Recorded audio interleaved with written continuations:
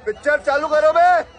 लेकिन जो आप आशुतोष श्रीवास्तव कह रहे हैं सौरभ दास, आप कैसे उसको रिएक्ट करेंगे? मेरा ओपिनियन ये है साहिल जी कि झूठ बोला जा रहा है, बार बार झूठ बोला जा रहा है, एंड सिर्फ झूठ ही बोला जा रहा है। क्योंकि मनन कुमार मिश्रा जी जो है, इनका आप ट्रैक रिकॉर्ड उठा के देख लीजिए। जब भी ये उत्तेजित होते, ये बार काउंसिल ऑफ इंडिया का लेटर हेड मंगवा लेते अपने पीएस के थ्रू, एंड वहां पे कुछ कुछ अपशब्द लिख के, लोगों के बारे में लिख के वो इशू कर देते उस चीज को। बाद में 200, 200, 300 लॉयर्स को एक स्टेटमेंट देना पड़ता है कि we distance ourselves from this statement of the bar council of India. तो ये बार बार एक पैटर्न रहा है उनका। इस बार भी वही हुआ। इस बार भी पता नहीं कौन से ऐसा इंफॉर्मेशन मिला, ये कोई इंफॉर्मेशन नहीं मिला है इनको। इन्होंने अपने पॉलिटिकल लीनिंग्स के वजह से अपने जो भाजपा के वो राज्यसभा सांसद भी है उनको प्लीज करने के चक्कर में, एंड शायद चीफ जस्टिस सूर्यकांत को भी प्लीज करने के चक्कर में उन्होंने ये काम किया। लेकिन वो भूल गए कि आज का जो इंडिया है वो पोस्ट जंतर मंतर वाला इंडिया है। यहाँ पे युवा जग चुका है, यहाँ पे युवा ये सब चीजों से डरता नहीं है। आप उनको डराओगे, धमकाओगे, ये बैन कर देने का, ब्लैकलिस्ट करने का आप धमकी दोगे, तो फिर कहीं ना कहीं आपसे भी सवाल पूछे जाएंगे। क्योंकि आप सबसे, मुझे लगता है कि सबसे ज्यादा लंबा अगर किसी को टेन्योर मिला है चेयरमैनशिप का, तो वो मनन कुमार मिश्रा जी है। 2012 से बैठे, उनका ब्यौरा कौन देगा? उन्होंने 2012 से लेके अभी तक और 2030 तक जब वो रहेंगे, क्या काम किया है उन्होंने इतने टाइम में? अभी इनका जो मानसिकता है वो कल एक्सपोज हो गया। अरे बाप रे, ये तो धोती खोल रहा है। पूरे देश भर के सामने जब हम लोगों ने भी ये इशू उठाया तो उसको और ज्यादा हाईलाइट हुआ वो मामला। ये तो एकदम डिक्टेटोरियल माइंडसेट है ना, कि आप बोल रहे हो कि आपने चीफ जस्टिस सूर्यकांत, कोई भगवान तो है नहीं, उनके अगेंस्ट आपने विरोध कर दिया, तो आपका पूरा बैच को हम लोग ब्लैकलिस्ट कर देंगे जब तक हमारा ईगो सेटिस्फाई नहीं होता, अंटिल फर्दर ऑर्डर्स, ये बोला उन्होंने। तो ये डिक्टेटोरियल माइंडसेट है, इनका कोई वेलफेयर वाला माइंडसेट नहीं है साहिल जी। मैं बता दे रहा हूं ऐसा। सूर्यकांत के आने का विरोध करना यहां पर, ये डेकोरम की एक अलग बात निकाली जा रही है, और उनको लग रहा है कि डेकोरम मेंटेन करना, ये पैट्रनाइजिंग एटीट्यूड नहीं लगता कहीं ना कहीं इस पूरे मामले में, कि हम बीसीआई में बैठे हुए तो हम तय करेंगे कि डेकोरम क्या होता है। ये जो सो कॉल्ड संस्कारी अंकल आंटीज हैं पूरे देश भर में, उन्होंने तो ठेका ले रखा है कि वो मॉरली पुलिस करेंगे बच्चों को, वो सिखाएंगे कि संस्कार क्या है, जैसे कि हमें नहीं पता है संस्कार क्या है। वहां पे ये तो चेयरमैन है बार काउंसिल ऑफ इंडिया के, ये एपेक्स बॉडी है जो लॉयर्स को रेगुलेट करती है। अगर इनको कानून नहीं पता, अगर इनको ये नहीं पता है कि right to protest is a fundamental right and it has to be peaceful, and पूरा पीसफुल प्रोटेस्ट हुआ था नालसार में चीफ जस्टिस सूर्यकांत के खिलाफ, तो क्या मोरालिटी का वो एंगल इस पे देना चाह रहे हैं? वो अपने पर्सनल बायसेस, पर्सनल स्टीरियोटाइप्स के हिसाब से ऑर्डर पास करते। आशुतोष जी ने ये बोल के एकदम क्लियर कर दिया ये चीज कि वो सिर्फ और सिर्फ अपने वाइब के हिसाब से, देखिए आज के टाइम पे पूरा वाइब के हिसाब से चल रहा है ये सारे संस्थान। वहां पे कोई अकाउंटेबिलिटी वाला नाम का चीज है ही नहीं। धंधा बंद करवाएगा क्या?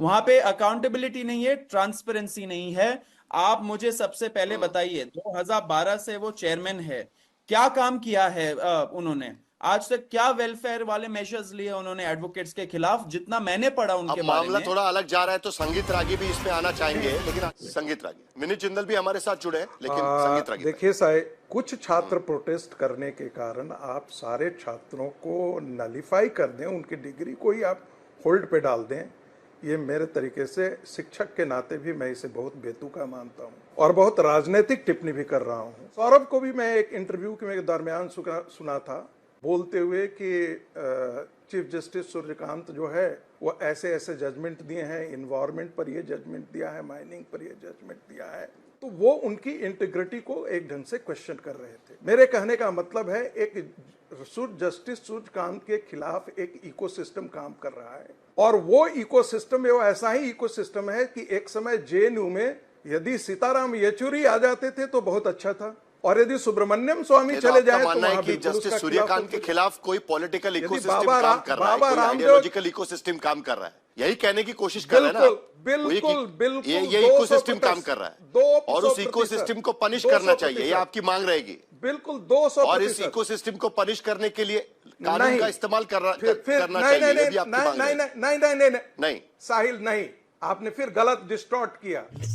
अच्छा। मैंने कहा नहीं, ये मैं पूछ रहा हूं लार्जर आपसे। क्वेश्चन है, लेकिन मैंने बार बार कहा कि नहीं, मैंने शुरुआत में ही कहा कि मनन मिश्रा ने जो किया बेहद निंदनीय है। मैं बिल्कुल उनके साथ नहीं ठीक। खड़ा हूं, एक। और दूसरी बात भी ठीक। मैंने जोड़ दिया, ऐसे लोग जो उछल करके भारतीय जनता पार्टी में आए हैं वो भारतीय जनता पार्टी का ज्यादा नुकसान किया है बनिस्बत की वो लोग जो भारतीय जनता पार्टी के साथ वैचारिक ठीक है, तौर पर मनन जुड़े मिश्रा को रहते हैं। माफी मिलेगी, मैं इस उन लोगों पार्टी को से अच्छा नहीं मानता मिलेगी, हूं वो जो जानने अपने के लिए विचारधारा से भारतीय चाहे जनता लेफ्ट पार्टी हो के या प्रवक्ता कोई हो, यहाँ पर नहीं है, वो अपने तो वो विचारधारा सवाल से तो मैं जुड़े उनके हुए पास नहीं ले जा सकता, लेकिन देखिए, जल्दी से समय खत्म हो रहा है। मिसकोट किया गया वाला तबला बज रहा है। मिसकोट मतलब कि आप बताइए, वो चीफ जस्टिस ऑफ इंडिया है, उनके स्टैंडर्ड सबसे हाई होने चाहिए।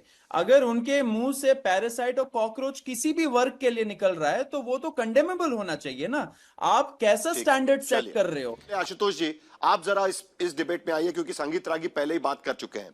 ये कॉन्स्टिट्यूशनल जो पूरा फ्रेमवर्क है या इंस्टीट्यूशंस है, उनका अपमान कहीं ना कहीं होता है, और उसको लेकर ये सवाल उठता है कि भाई उनको तो पनिश कर देना चाहिए। और ये बात सिर्फ नलसर की बात नहीं है, डीयू में या बाकी जेएनयू में भी हमने देखा हुआ है कि छात्रों पर कार्रवाई हुई है।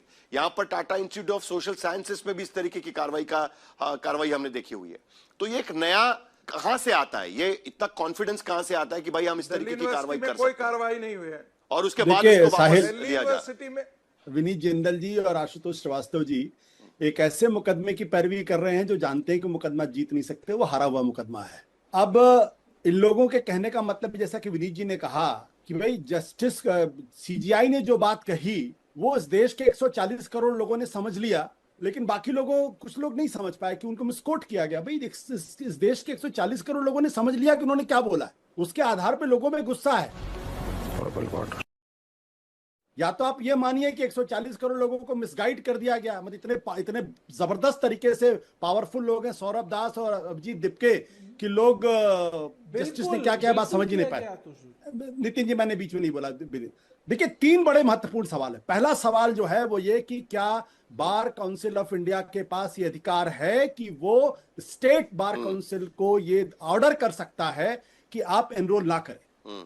ये कानूनी रूप से पूरी तरीके से गलत है। एडवोकेट एक्ट में ऐसी कोई भूमिका नहीं है। उनकी सुपरवाइजरी भूमिका है, एडमिनिस्ट्रेटिव भूमिका नहीं है, पहली बात। दूसरी बात जो सबसे फंडामेंटल है वो है article 19(1)(c), right to protest. अगर राइट टू प्रोटेस्ट शांतिपूर्ण तरीके से, पीसफुल तरीके से अगर छात्र नहीं कोई भी करता है, चाहे वो चीफ जस्टिस ऑफ इंडिया के खिलाफ करे, चाहे देश के प्रधानमंत्री के खिलाफ करे, किसी को उसके आधार पे पेनलाइज करने का अधिकार नहीं है। अगर कोई पेनलाइज करने की बात करता है तो अपने स्वभाव में फैसिस्ट है। फिर मैं कह दूं, अगर कोई आदमी इस तरीके से रात को 6 बजे उठ के शाम को जब भी अचानक एक ऑर्डर निकाल देता है कि इन छात्रों के को एनरोल मत करिए या इनका पूरा करियर बंद कर, हाँ, करियर बर्बाद कर दीजिए, यह आदमी अपने स्वभाव में और संस्था में बैठा हुआ अपने स्वभाव में फांसीवादी है, फैसिस्ट है। ऐसे लोगों को देश से बचना चाहिए। तीसरी बात जो ज्यादा महत्वपूर्ण है कि आप भारतीय जनता पार्टी से जुड़े हुए हैं, और अगर बार काउंसिल ऑफ इंडिया की इंडिपेंडेंस को अगर बचा के रखना है तो इसके पार्टी पॉलिटिक्स से दूर करना पड़ेगा।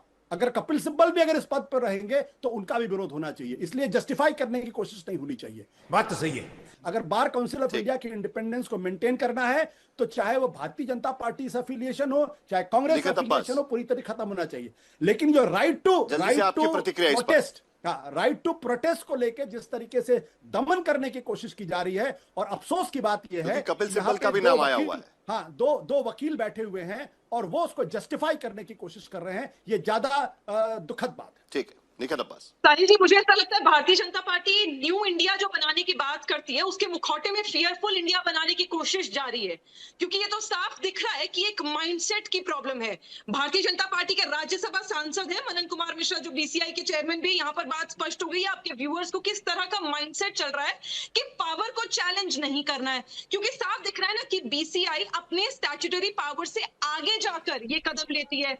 साफ दिख रहा है कि बिना किसी इंडिविजुअल मिसकंडक्ट एस्टैब्लिश हुई ये कदम लिखती है। साफ दिख रहा है कि क्योंकि उन्हें ऐसा लगा कि उनके पावरफुल पोजीशन पर डेंट पड़ रहा है, इसलिए ये ऐसा कर रही है। ऐसा कि पूरे बैच का एनरोलमेंट कैंसिल कर दिया, मतलब तमाशाही चल रही है। आप देखिए ये पैटर्न है साहिल भाई, ऐसा नहीं है कि हम आज ये पहली बार देख रहे हैं कि पावर को जब चैलेंज किया जाता है, जब देश की जनता पावर को चैलेंज कर रही है, मोदी जी को चैलेंज कर रही है, भारतीय जनता पार्टी को चैलेंज कर रही है, तो इन्हें घबराहट होने लगती है। और यही कारण है कि पावर को चैलेंज करते हुए बच्चों को ये कह देते हैं कि तुम पावर को चैलेंज करो तो तुम्हें तुम्हारा करियर बर्बाद कर देंगे। जर्नलिस्ट को ऐसा लगने लगा है कि अगर कोई स्टोरी कर देंगे जिससे एक्सपोज हो जाएगी बीजेपी की सरकार, तो उसके घर पर रेड पड़ जाएगी। तुम्हें शर्म है? कुछ शर्म आया है? जो एक्टिविस्ट है उन्हें ऐसा लगने लगा है कि सवाल पूछ लेंगे सरकार से तो उनके ऊपर कोई केस हो जाएगा।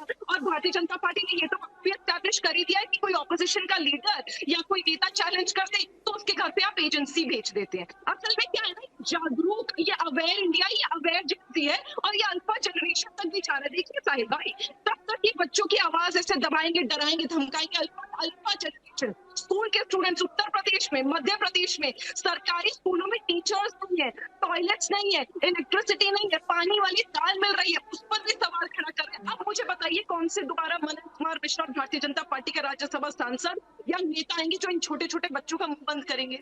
ये जो हेट पॉलिटिक्स कर रहे हैं, ये जो नफरत की राजनीति कर रहे हैं, वो इस तरह गिर गई है कि आज स्टूडेंट्स के खिलाफ बर्बरता तो करी, अब उनका फ्यूचर दांव पर लगा के लिए ये सरकार तैयार बैठी है। क्यों? क्योंकि सरकार ये मानसिकता का भी सवाल है, सवाल पूछ लिया, ये मानसिकता का भी सवाल खड़ा होता है यहाँ पर। सही पकड़े हैं।